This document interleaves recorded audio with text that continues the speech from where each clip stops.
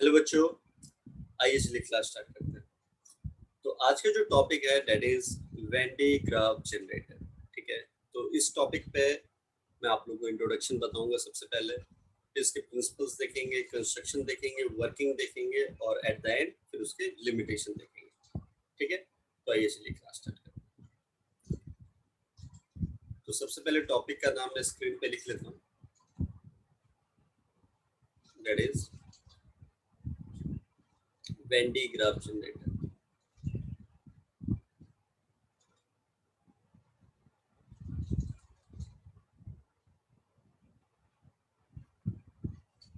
ठीक है, किसी किसी बुक में इस वेन डे ग्राफ जनरेटर को हाई वोल्टेज जनरेटर भी बोला जाता है।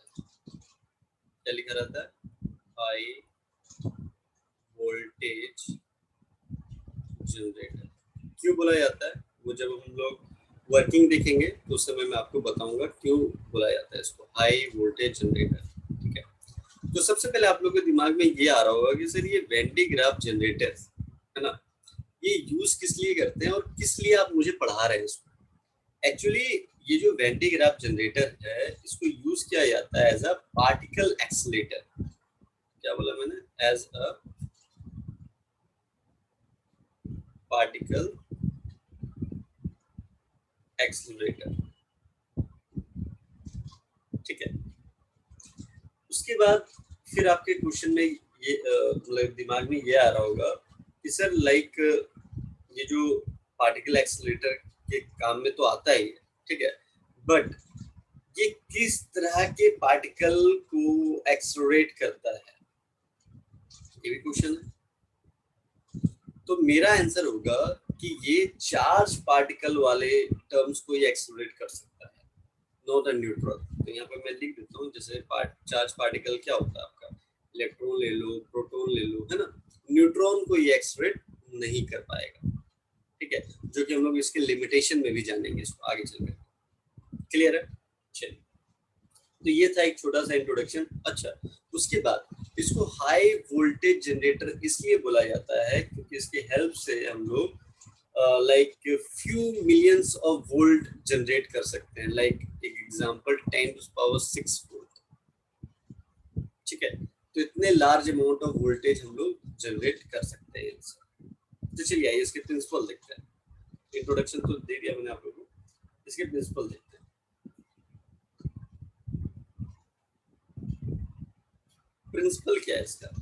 तो ये बेसिकली दो प्रिंसिपल के ऊपर वर्क करता है। पहला जो है that is the corona discharge,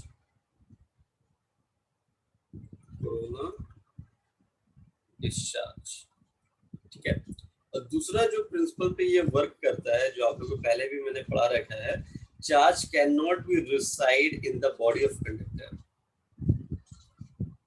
charge can not be reside in the body conductor। Second point तो आप लोगों को स्टेटमेंट पढ़ के ही पता चल रहा है कि सर आप ये कहना चाह रहे हैं कि कोई भी कंडक्टर के अंदर चार्ज नहीं होता है, और आपने इलेक्ट्रोस्टैटिक्स ऑफ कंडक्टर का पहला ही पॉइंट बताया था ये। ठीक है, कि किसी भी कंडक्टर के अंदर कोई भी चार्ज नहीं होता है। अगर हम उसको इलेक्ट्रिकली चार्ज करते हैं तो सारा चार्ज सरफेस पे चला जाता है। ठीक है, बट सर ये कोरोना डिस्चार्ज क्या है? ये आप लोग न्यू टर्म देख रहे हैं, है ना, नया टर्म देख रहे हैं। तो इसको चलिए, ये भी मैंने आप लोग को बता रखा है, बट अभी फिलहाल के लिए मैं एक बार और एक्सप्लेन कर देता हूँ आपको। जैसे मान लो ये कंडक्टर ले लिया, और कंडक्टर का एक ले लिया मैंने शार्प पॉइंट। ठीक है, तो आप लोग को बताया था मैंने कि जहाँ पे रेडियस कम होता है, R is directly proportional to 1/, ये बताया था सरफेस चार्ज डेंसिटी। जहां पे रेडियस ज्यादा होगा ये कम होगा, और जहां पे यहाँ पे देखिए रेडियस कम है, तो रेडियस कम है तो सरफेस चार्ज डेंसिटी क्या होगा? ज्यादा होगा, और यहाँ पे कम होगा क्योंकि इसका radius as compare to them ज्यादा। क्लियर है? ये चार्ज डिस्ट्रीब्यूशन तो आप लोगों को समझ में आ गया। अब यहाँ पे क्या होता है कि यहाँ पे ये जो पॉजिटिव चार्ज है, जिसे हम लोग इलेक्ट्रिकली चार्ज किए जा रहे, एक ऐसा टाइम आता है कि इसके आसपास जो एयर है इसके आसपास जो भी एयर होता है उसके जो मॉलिक्यूल्स हैं वो सेपरेट होने लगते हैं। लाइक आप ये ऐसे ले लो, एक कैसे सेपरेट होने लगते हैं, positive and negative, positive negative, positive negative, ये एयर के मॉलिक्यूल सेपरेट होने लगते हैं। तो अब क्या हुआ, ये नेगेटिव इसको जाके न्यूट्रलाइज कर देता है। तो न्यूट्रलाइज कर दिया तो फिर हमें एयर में क्या दिखता है, सिर्फ पॉजिटिव पॉजिटिव दिखता है। तो हमें लगता है कि अब ये जो पॉजिटिव चार्ज है वो बाहर आने लगा है, ठीक है। तो उसी प्रोसेस को कहते हैं कोरोना डिस्चार्ज, ठीक है। गॉट इट, क्लियर है। इसके बाद कंस्ट्रक्शन में हम लोग को वही सारी चीजें दिखती हैं कि क्या क्या इंस्ट्रूमेंट हम लोग ने यूज करा है इसमें, ठीक है। तो डायरेक्ट मैं आप लोग को डायग्राम शो करता हूँ यहाँ पे, ये रहा डायग्राम, ठीक है। तो लाइक कलेक्टर कॉम यूज करते हैं, पुली यूज करते हैं, स्प्रिंग कॉम यूज कर रहे हैं हम लोग, है ना। इंसुलेटिंग सपोर्टिंग कॉलम यूज कर रहे हैं, फिर आप लोग इंसुलेटिंग बेल्ट यूज कर रहे हैं, मोटर ड्राइवर पुली यूज कर रहे हैं, ग्राउंडेड मेटल बेस यूज कर रहे हैं, है ना। तो देखिए मैं आप लोगों को बताता हूँ इसमें वर्किंग में ये सारी चीजें बताता हूँ। एक सेकंड में कलर थोड़ा सा,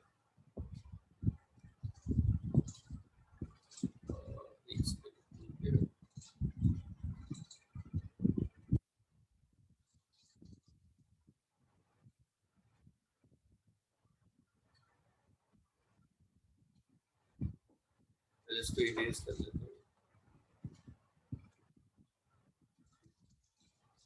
इसलिए पेन थोड़ा सिलेक्ट नहीं हो रहा है।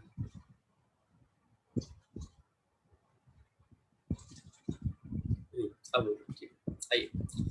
तो मैंने क्या बोला आप लोगों को, ये जो आपका पुली है, फिर ये कलेक्टर कॉम है, स्प्रिंग कॉम है, ये सब का यूज क्या है। तो देखिए सबसे पहले आप लोगों को क्या करना है कि जैसे आप लोग ने दो तरीके का पुली देख रहे हो आप यहाँ पे, ठीक है। दो तरीके का पुली देख रहे हो आप लोग, एक सेकंड, दो तरीके का पुली आप देख रहे हैं, ठीक है। तो एक जो है ये नॉर्मल पुली है, ये जो है ना इसको नॉर्मल पुली बोलते हैं हम लोग, ठीक है। और ये जो पुली आप लोग देख रहे हैं इसको बोलते हैं मोटर ड्राइवन पुली। एक्चुअली ये घूमता है, ठीक है, with the help of motor इसको हम लोग घुमाते हैं, ठीक है, इसलिए इसका नाम पड़ा है मोटर ड्राइवन पुली। अब इस जो भी हम लोग स्ट्रक्चर खड़ा कर रहे हैं उसको एक ग्राउंडेड मेटल बेस के ऊपर ही खड़ा कर रहे हैं, ठीक है। उसके बाद इसको है ना इंसुलेटिंग सपोर्टिंग कॉलम दे दिया है, ये वाला इंसुलेटिंग सपोर्टिंग कॉलम इसलिए दे दिया है क्योंकि एयर का कोई पंगा नहीं होना चाहिए, है ना, इसलिए दे दिया है। उसके बाद ये इंसुलेटिंग बेल्ट दे दिया, ये बेल्ट क्या करेगा, ये चार्ज को इधर से उधर घूमता रहेगा, दोनों पुली घूमे, ये बेल्ट है ना घूमता रहेगा, है ना। चलो ठीक है, यहाँ तक समझ में आ गया। कलेक्टर कॉम और spring com, that is very very important, यहीं से आप लोग का कहानी स्टार्ट होता है। तो चलिए कहानी को स्टार्ट करते हैं। तो देखिए ये जो स्प्रिंग कॉम है ना, किसी किसी बुक में ना ये कॉम टाइप का बना होता है, आप लोग कॉम करते हो ना ऐसे करके, दांत के टाइप से बना होता है, ठीक है, ऐसे करके यहाँ पे बना होगा यहाँ पे किसी किसी, ठीक है। तो ऐसे टेंशन लेने वाली बात नहीं है, आप लोग भी एग्जाम में बना सकते हैं। अभी हम लोगों ने क्या पढ़ा था कि किसी भी मान लो जैसे ये मेटल का ही बना होता है, तो किसी भी कंडक्टर का आप जैसे ही शार्प पॉइंट है वहाँ पे क्या होता है, पॉजिटिव ज्यादा होता है वहाँ पे, है ना। तो अब इसके जो आसपास के जो एयर हैं, तो अब मैंने वही बोला था कोरोना डिस्चार्ज वाला प्रोसेस यहाँ पे लगेगा। और ये जो पॉजिटिव जो मैंने क्या बोला था नेगेटिव वाला क्या हो जाएगा, इसको जो यहाँ पे पॉजिटिव वाला पार्ट रहेगा उसको क्या कर देगा, न्यूट्रलाइज कर देगा, और बाहर हम लोग को पॉजिटिव पॉजिटिव दिखाई देगा, दैट इज कोरोना डिस्चार्ज। तो सबसे पहले यहाँ पे कोरोना डिस्चार्ज वाला प्रिंसिपल लग रहा है, ठीक है। कोरोना डिस्चार्ज वाला प्रिंसिपल लग रहा है, तो पॉजिटिव पॉजिटिव जो बाहर में हम लोग को दिख रहा है वो बेल्ट पे होते हुए ऊपर की तरफ जाएगा, ऊपर की तरफ जाएगा, ऊपर की तरफ जाएगा, ऊपर की तरफ जाएगा। उसके बाद आ गया यहाँ पे कलेक्टिंग कॉम। अब कलेक्टिंग कॉम क्या करता है, ये भी कॉम की तरह ही दिखता है यहाँ पे, ठीक है, ये भी कॉम की तरह ही दिखेगा यहाँ पे कलेक्टिंग कॉम। कलेक्टिंग कॉम क्या करता है, ये जो पॉजिटिव चार्ज को ये बाहर ले लेता है, बाहर की तरफ ले लेता है, बाहर की तरफ निकालता है। क्यों निकालता है, अब सेकंड प्रिंसिपल में क्या बोला था कि कंडक्टर के अंदर कोई भी चार्ज नहीं हो सकता है। तो उसी प्रिंसिपल के अनुसार ये जो पॉजिटिव वाला पार्ट है वो यहाँ पे नहीं आएगा, आया समझ में। उसी प्रिंसिपल को फॉलो करते हुए ये कलेक्टिंग कॉम क्या करता है, ये जो पॉजिटिव वाले चार्ज को बाहर निकाल लेता है और इसके सरफेस में चला जाता है। ठीक है, तो अब यहाँ पे कोई रहा नहीं, फिर ये बेल्ट खाली गया खाली गया खाली गया, इधर से फिर रोटेट होकर खाली गया, फिर यहाँ से फिर पॉजिटिव चार्ज को कैरी करके फिर ऊपर आता है और फिर यहाँ से पॉजिटिव चार्ज कलेक्टिंग कॉम से बाहर आ जाता है, फिर ये सरफेस पे चला जाता है। तो अब ये क्या होता है, ये लगातार होता जाता, ये प्रोसेस चलता जाता है। ठीक है, तो इन दिस वे आप बोल सकते हो कि in this way the voltage difference of as much as, अभी मैंने क्या बोला था 10⁻⁶ बताया था, तो 6 to 8 जो भी आप बोल सकते हो 6 और 8 million volt with respect to ground can be build up, यहाँ पे बिल्डअप हो जाता है। ठीक है, तो ये आपका पूरा प्रोसेस है। अब इसके लिमिटेशन बहुत ही जरूरी है आपको जानना, लिमिटेशन क्या है। तो पहला लिमिटेशन तो ये है, लिमिटेशन यहाँ पे लिख देता हूँ। फर्स्ट लिमिटेशन यहाँ पे ये है कि maintenance and construction is very costly. एकदम सही बात है कि बहुत सारी चीजें यहाँ पे लग रही है और बहुत सारी चीजें लगने के बाद ये बल्कि भी हो जाएगा। ठीक है, पहला तो इसका ये हो गया लिमिटेशन। दूसरा लिमिटेशन यहाँ पे ये है, मैं आपको डायग्राम पे बताता हूँ। दूसरा लिमिटेशन यहाँ पे ये है कि लाइक एक सेकंड फिर से कर लेता हूँ। दूसरा लिमिटेशन यहाँ पे, अब तुम बोलोगे सर एक बात बताओ, यहाँ पे जो पॉजिटिव चार्ज कलेक्ट हो रहा है, एक ऐसा टाइम नहीं आएगा सर कि लाइक यहाँ पे बहुत सारे चार्ज कलेक्ट हो जाएंगे और हेवी हाई वोल्टेज हो जाएगा, जो कि अभी मैंने बताया था कि वैन डी ग्राफ जनरेटर का दूसरा नाम हाई वोल्टेज जनरेटर भी है। ठीक है, तो सर ये काफी ज्यादा हो जाएगा। तो ये काफी ज्यादा होने के बाद अब क्या होगा कि इसके आसपास जो एयर है तो फिर से यहाँ पे कोरोना डिस्चार्ज होने लगेगा, जो कि नहीं होना चाहिए था। तो ये भी एक डिसएडवांटेज है, क्योंकि पॉजिटिव एक ऐसा टाइम आएगा कि बहुत सारा हो जाएगा, तो बहुत सारा चार्ज कलेक्ट हो जाएगा, तो इसके आसपास जो एयर है वो पॉजिटिव और नेगेटिव में ब्रेक होना स्टार्ट हो जाएंगे। तो नेगेटिव वाला इसको न्यूट्रलाइज करने लगेगा, फिर ये पॉजिटिव तुमको बाहर दिखने लगेगा, जो कि आप सरफेस पे नहीं दिखेगा। तो ये भी एक डिसएडवांटेज है इसके इस वैन डी ग्राफ जनरेटर का।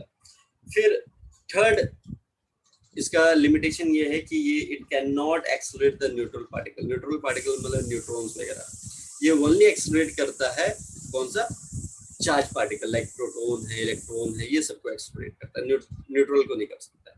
ठीक है, तो ये सारे लिमिटेशन थे इसके। तो आप लोगों को अगर इस टॉपिक का पीडीएफ चाहिए कि लाइक सर एग्जाम में हम कैसे लिखेंगे, लाइक इंट्रोडक्शन कैसे लिखेंगे, वर्किंग कैसे लिखेंगे, कंस्ट्रक्शन कैसे लिखना है, ठीक है, प्रिंसिपल कैसे लिखना है, लिमिटेशन कैसे लिखना है, डायग्राम को कैसे ड्रॉ करना है, तो मैंने एकदम आप लोग के लिए पीडीएफ बना रखा है। आप लोगों को यहाँ पे व्हाट्सएप नंबर शो कर रहा है। ठीक है, आपको बस व्हाट्सएप करना है और मैं आपको पीडीएफ सेंड कर दूंगा कि जैसे आपको सीबीएसई एग्जामिनेशन में लिख करके आना है, तो एक भी मार्क्स नहीं कटेंगे। ठीक है, तो नेक्स्ट क्लास में मिलते हैं, न्यू कॉन्सेप्ट न्यू वीडियो के साथ। Till then bye bye, take care.